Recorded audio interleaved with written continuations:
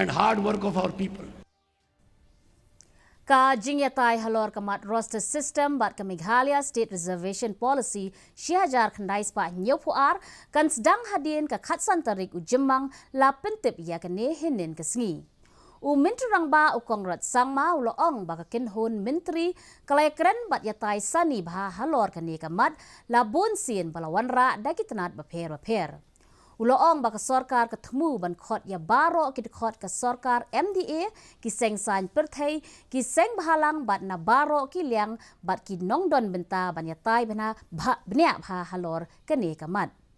Kaladan ka jingki wen Halor ka jing pentrekam ya ka roster system hadin ba ka yeng bishar Meghalaya High Court kalayo jing tip ba omsyam labut setia ya ka haba pendap ya ki kam sorkar ki batheli.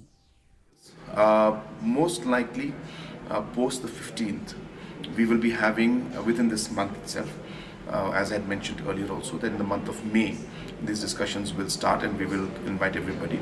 So we intend to call all our MDA members, all the political parties, all the different civil society from all areas and other important stakeholders, religious leaders, because it's something that we feel that everybody should be involved in and must understand all the facts.